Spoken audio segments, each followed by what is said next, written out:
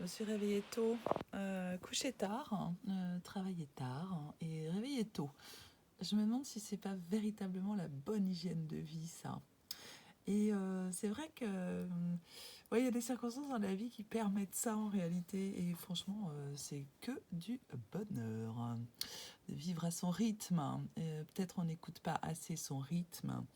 En réalité, dans ce jeu, de ce matin, j'ai eu une certaine impression et quelque chose se corrobore sur la possibilité de laisser certaines habitudes derrière soi et puis de voir un peu où on en est avec le carcan et le corset qu'on s'impose.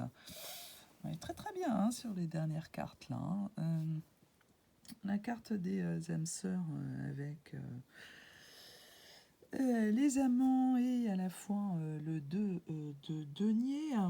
Et bien là, sur la justice et tous les possibles qui sont en nous, on peut se dire qu'après une période où on s'est imposé pas mal de choses, où on a été dans une trop grande rectitude, une trop grande exigence par rapport à soi-même, il serait quand même un petit peu temps de lâcher du mou.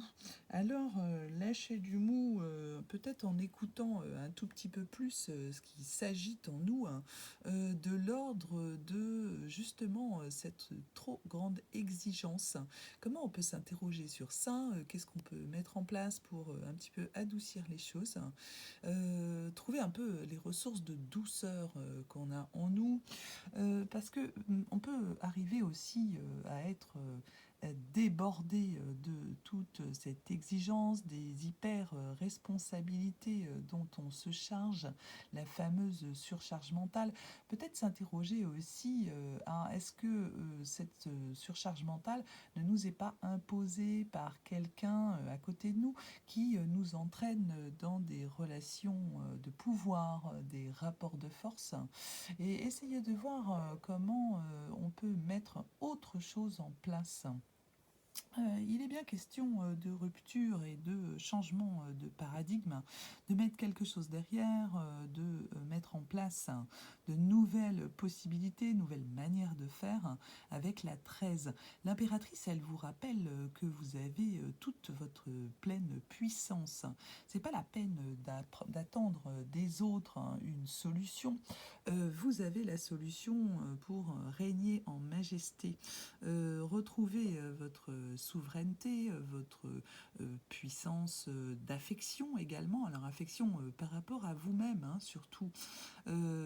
C'est pas tant les autres ou qu'est-ce que vous allez apporter aux autres, c'est comment vous vous réalisez, comment vous vous voyez, comment vous vous aimez également. C'est la force d'amour de l'impératrice, hein, qui est totalement dans le lâcher-prise, qui se fait une raison sur ce qu'elle ne peut pas obtenir non plus, mais qui doit toujours rester régnante sur elle-même, hein, sur son propre domaine, ses possibilités, ses issues, ses projets. Elle a sa pleine puissance, cette impératrice. Elle est forcément quelque part en vous. Essayez de voir comment vous pouvez récupérer cette puissance, aller chercher chez vous ce qui est de l'ordre de l'impératrice et de votre régnance. Sur l'as d'épée et le monde, on sait très bien que on a un certain nombre de solutions en soi et que il nous faut peut-être sortir un petit peu d'idées un petit peu trop intellectuelles, un petit peu trop dans la mentalisation, un petit peu trop dans une certaine solitude également. Donc sur ça, comment est-ce que on accède au monde? Comment est-ce qu'on arrive à dépasser un sentiment d'épreuve? Comment on transforme ce sentiment d'épreuve en j'ai des défis à relever et je vais les relever? Comment je me mets en marche vers le monde? Comment je noue des contacts? Quelle stratégie je mets en œuvre pour sortir un petit peu d'un certain nombre de difficultés, mais plutôt d'un sentiment de difficulté? Parce qu'en réalité, on sent très bien que vous pouvez dépasser ces difficultés. Alors, après, sur les énergies du diable, on essaye de voir qu'est-ce qu'on va prendre de positif hein, dans les énergies du diable. Parce qu'il y en a forcément, on a toute une puissance de vie. On sait qu'il y a des idées à prendre dans l'Éros, voir où on en est avec le Thanatos et des forces plus sombres. Mais surtout, considérer le Thanatos hein, ne fait que faire remonter la partie d'Eros qui est en nous. Donc on essaye de voir comment on garde ça à l'idée et qu'est-ce qu'on peut mettre en œuvre pour retrouver une énergie vitale, nécessaire, conjuguée à celle de l'impératrice. On essaye de voir également avec la reine de bâton qu'est-ce qui réside en nous en termes d'éléments yin qu'on pourrait réintégrer ou dont on pourrait avoir davantage la conscience. La neuf de bâton, elle vous dit que si vous vous laissez entraîner par des forces plus thanatos, plus obscures du diable, eh bien ça va être compliqué de franchir les obstacles. Quand la carte est à l'endroit, la réussite est au bout du chemin, elle est rapide, mais là, avec ce diable qui est en dessous, et cette carte qui est surtout renversée, on vous invite à la prudence. Faites attention peut-être de ne pas continuer de manière obstinée sur le même chemin. Essayez de voir s'il n'y a pas quelque chose dans particulièrement les projets professionnels que vous ambitionnez, de sortir de chez soi, de sortir d'une domesticité, sortir de la maison pour accéder au monde, sortir de l'intimité pour retrouver une sorte d'apparence sociale, de posture plus sociale, un peu plus souriante, un peu plus ouverte. Faites attention à la manière dont vous allez vous y prendre. Là, on vous le dit aussi, hein, avec la 7 de coupe qui est à l'envers. Attention parce que vous aviez pas mal de possibilités et ces possibilités, visiblement, pourraient se restreindre si vous avez décidé de regarder les choses du petit bout de la lorgnette. Donc quitter la lorgnette peut-être, hein, passer au panoramique, pour essayer de voir qu'il y a beaucoup plus que ce que vous imaginez.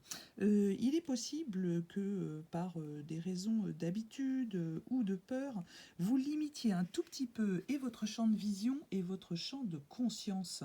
L'as de bâton vous rassure, il vous assure que l'aventure vaut le coup, que vous êtes dans le bon sens. On vous demande en revanche de vous débarrasser d'un certain nombre de choses qui peut-être sont trop anxiogènes, peut-être trop anciennes aussi, peut-être que vous vous attachez à quelque chose qui n'a plus lieu d'être. Donc essayez de voir quelles sont les promesses qui vous sont offertes. Vous avez la solution. Ne restez pas bloqué, mettez-vous au travail. Et là encore, on a la carte du monde, sous la carte du monde et avec un autre jeu bien entendu. Donc on vous dit bien avec la roue de la fortune, la 10, que tout vous appartient. Il suffit juste de voir sous quel angle vous avez envie de voir les choses, sous quel augure vous avez envie de vous mettre, comment vous avez envie de croire aux choses. En réalité, vous êtes l'artisan de votre propre destin. Donc ne vous laissez pas trop subir les choses. Avec l'as de coupe, on est bien entendu sur les réjouissances, la labialité, les échanges, la communication. Mais faites attention peut-être à ne pas avoir peur de ces communications. Il est très réjouissant de rentrer en contact de nouveau avec le monde, de ambitionner quelque chose de réjouissant. Faites attention à ne pas vous laisser limiter par des peurs. N'ayez pas une trop grande rectitude. N'ayez pas non plus des attentes qui seraient un petit peu trop rigides. Laissez-vous aller. La justice, on en connaît les avantages de cette lame de tarot, mais on vous demande aussi de ne pas rester bloqué. Je vous le dis toujours et je sais que c'est redondant, mais essayez de voir l'idée de la fluidité et les notions de permanence et d'impermanence. Ce que vous pensez être absolument comme ça à tel moment est en constante évolution.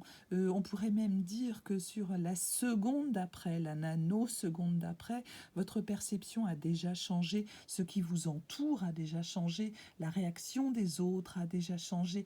Donc ne pensez pas que quelque chose serait bloqué parce que vous seriez sous l'influence de la lame de la justice. Faites attention à vous laisser beaucoup plus de mou, beaucoup plus de possibilités et de nuances également. Sur les amants, on sent que quelque chose pourrait aller dans le sens d'une réunification. Alors, réunification, est-ce que quelque chose du domaine affectif ou sentimental a été perdu? Est-ce que c'est une relation avec un amoureux, une amoureuse? C'est pas du tout la carte des amants, le côté famille et le côté affection amicale non plus. Là, on est sur quelque chose qui est très couple, hein.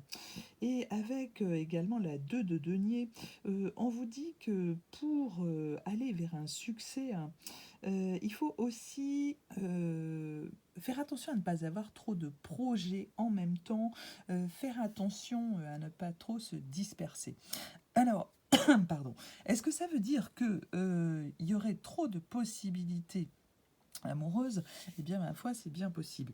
Faites attention quand même à là, essayez de vous concentrer sur la partie travail.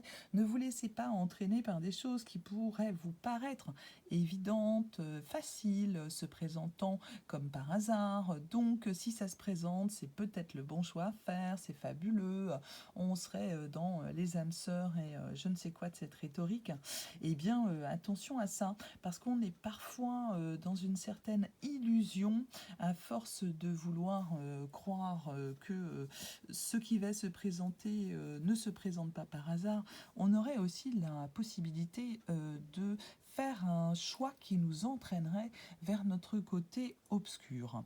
Donc, sur ça, j'ai tendance à vous dire, pour aujourd'hui et demain, disons, concentrez-vous sur votre travail, pensez à vous surtout.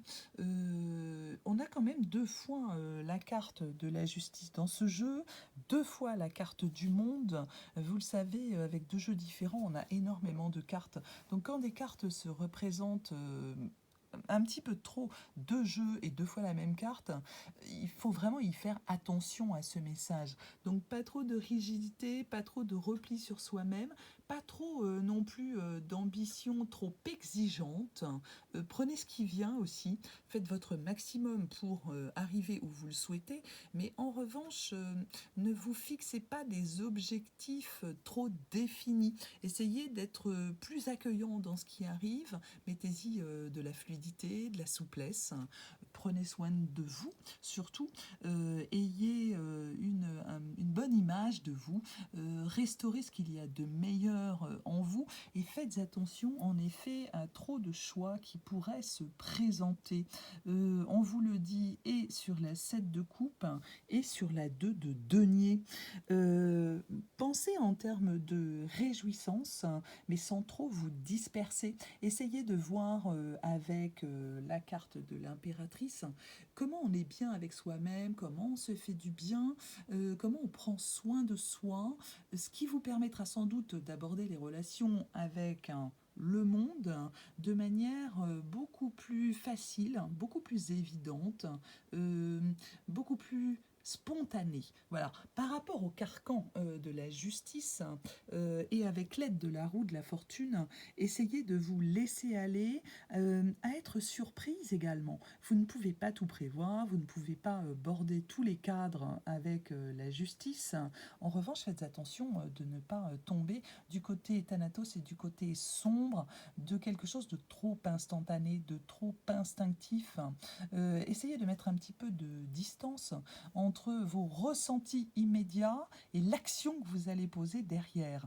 ne posez pas l'action trop rapidement. On laisse reposer comme la pâte à crêpes. À la coupe, j'avais la mort et la dame de coupe. Donc peut-être des choses qu'il faut mettre de côté, peut-être des comportements également à différer, à arrêter peut-être, se poser la question de ce qui ne joue pas en notre faveur, ce qu'on pense être un plaisir facile, mais peut-être en ce moment arrêter un petit peu sur les plaisirs faciles et puis un petit peu trop primitifs, hein, j'ai envie de dire, hein, un petit peu trop, le truc un peu trop primal, hein. On essaye de se donner des plaisirs un tout petit peu plus élevés, on essaye de remonter un petit peu dans son esprit, au fond de son cœur, hein. Le plaisir, il peut être pris tout à fait différemment. Attention aussi aux substances qui font un petit peu trop tourner la tête. Sur le 8 de bâton et le 9 de bâton, on fera également attention à ce qui peut se transformer en nous. Pardon. Ce qui reste une chance, hein, gardez ça à l'esprit. Qu'est-ce que c'est notre pouvoir de transformation et comment on aborde cette transformation? Alors, essayez de vous tourner également du côté de la lumière du 8 de bâton. Euh, on essaye avec la 9 de bâton de prendre un moment de pause. Alors sur ça, on l'a avec la force également de l'impératrice, sa grande douceur, sa grande mansuétude. N'attendez pas des autres qu'ils vous apportent le lâcher-prise. Essayez de vous détendre et en effet avec le lézard, vous pouvez abandonner certaines choses, vous pouvez muer également, vous pouvez retrouvé une certaine agilité après un temps de pause. Voyez peut-être les choses d'un tout petit peu plus loin et essayez en effet de vous diriger vers des choses qui vont être un tout petit peu plus souples pour accéder à un monde, votre monde, qui sera beaucoup plus agréable, empreint de davantage de douceur.